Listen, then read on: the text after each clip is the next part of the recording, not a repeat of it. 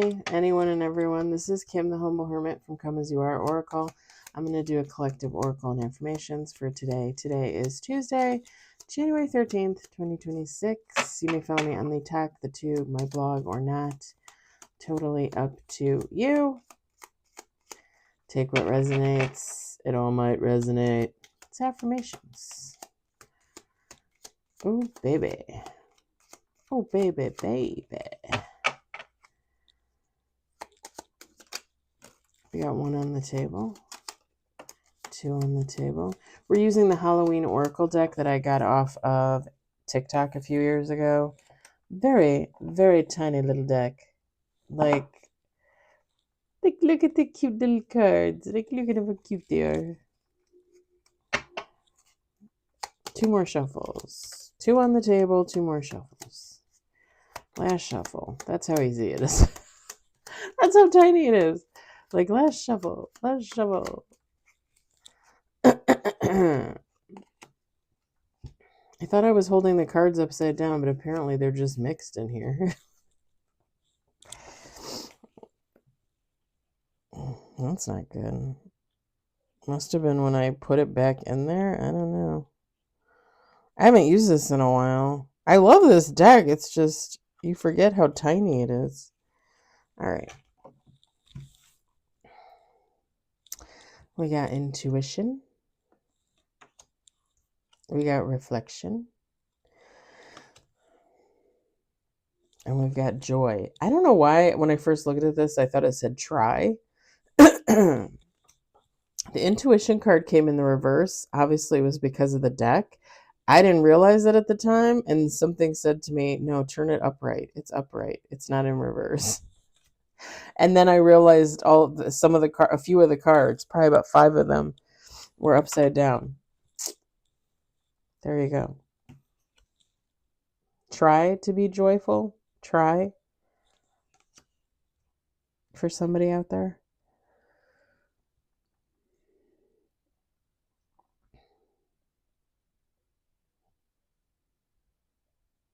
Is somebody questioning their intuition with this intuition and this reflection?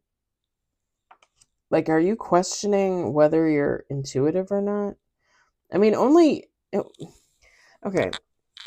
I've talked about it before, but you guys know how I feel. Like, I feel like everybody has abilities. I feel like everybody's intuitive. Everybody has psychic abilities. It's just people don't tap into them. You know, when I was a kid and I would say things or do things, I would be told to knock it off. I would be told to stop. You're told as a child to not tap into those traits. Okay? Pretty much every kid is taught, not every kid, but pretty much every kid is taught not to do those kind of things. Don't do those kind of things.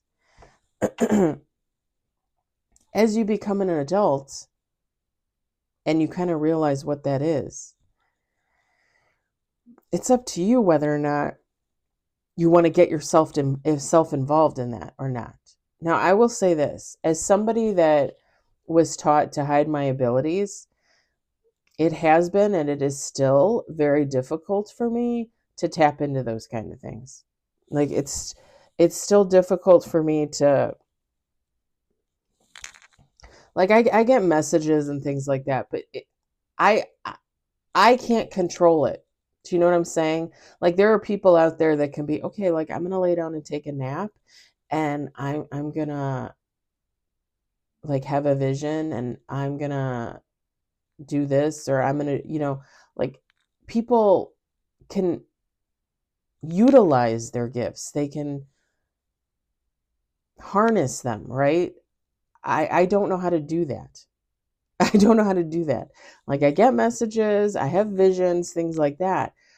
But I don't know how to bring that on, if that makes sense. And yes, I meditate and I do things like that, but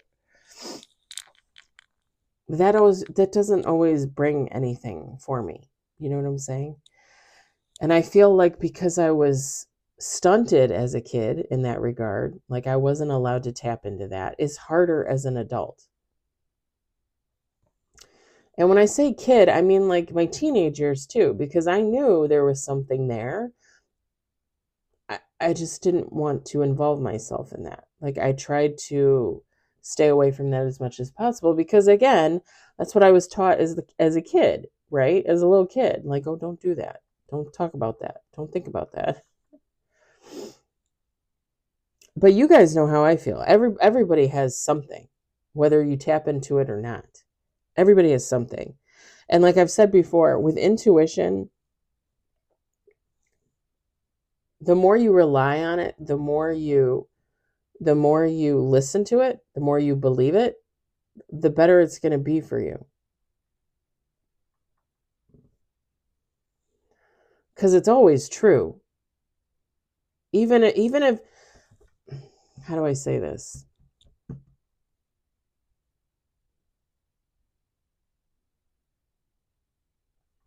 I can give that example, but it's more in relation to time than anything, divine timing. I don't really know how to explain it. Like,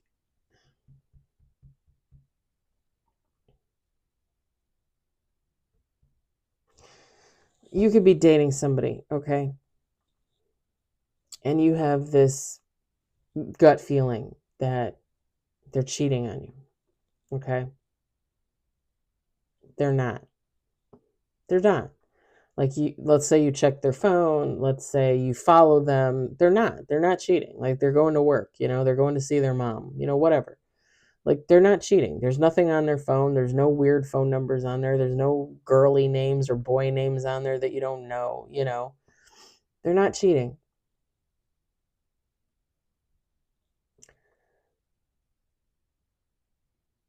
But let's say, and this scenario could go a million different ways, but let's say you guys break up, okay? They start dating somebody else. They come back to you and say, I want to get back together with you. I don't want to be with so and so. I want to be with you. And you get back together with them, but they don't break up with that other person. And now they're a cheater. Do you see what I'm saying? Like, it was there, the energy was there, it just hadn't happened yet. Like, you didn't see it yet, but it was there. You felt it. You know what I'm saying? It kind of like that. Like, people don't trust their intuition because things like that happen, right? You think something's happening right now, it doesn't happen, but then it happens like a year or two later and you're like, "Oh shit." Like because you felt it. It was already there. Everything is destined and everything is fated. You guys know, I don't believe in coincidence. I don't believe in chance. So if you're picking up on energy that's going to happen in a year or two, like, what do you think that is? I'm just going to say this. Don't question your intuition. Even if for some reason you don't want to follow your intuition, which is fine. That's up to each individual. That's fine if you don't want to follow your intuition, but don't question that. Like, there's a reason why you got that. When I was I was going to say when I was in my early 20s, but I wasn't. I was in my late 20s. Or I was 30 maybe already. I don't know. How old was I? I was 30. I was 30. I got my car, I got my license when I was 29. I was a late bloomer, right? I've always told you guys I'm a late bloomer. I didn't get my driver's license till I was 29, and I got my car right away. My sweet Annabelle. The next year, almost actually, well, a little over a year after I got my license, I got my first car accident. And it was snow related. And it was so stupid. I was going to the park. I was driving into the parking lot of the Target in my hometown. And it kind of, the parking lot kind of goes down a little bit. And you go and you make a turn. There's no stop sign. You go and you make a turn. And when I went to make the turn, I slid in the snow, and I thought I was jamming on, like I thought I was jamming on the brakes, but I wasn't. I was hitting the gas. But the funny thing was is I did swerve. I didn't jump the curb and hit the car behind it. I went forward and jumped the next curb, and I hit a tree, like a little tiny little tree, like a little 4-foot tree. That was my first accident. Can I tell you that probably an hour or two before I left the house, and the snow was nothing, y'all. The snow was like, it was like this. It was like Georgia snow. Like it was like it was like this. It was like this. I'm sure the police and the guys that came to get my car, I'm sure my mom, because my mom came to get me, I'm sure they all thought I was mentally ill. Like, how did you, like, it's like this, like, hello? And what's really sad about that, me sliding in the snow and not like registering what I'm supposed to do right away, what's really sad about that is the year before when I got my license, I got it right before winter season. And I drove through winter like a bat out of hell. Like I didn't give a fuck. Like, you know how they'll tell you like, oh no, you have to do the speed limit in the snow. Like why do you act like you've never driven in snow? Especially in northern states where we see snow in the winter. People will be like, well, you got to drive the speed limit. How do you not know how to drive in the snow? No, no, no, no, no, no. Okay, first of all, I do it according to conditions. If it's just snowing and it's calm and there's no wind or anything like that, then yes, go the speed limit. You should be fine, right? You should be fine. But if it's windy, if it's sleeting, if it's rain, if it's snow, if there's ice on the ground, those are totally different factors.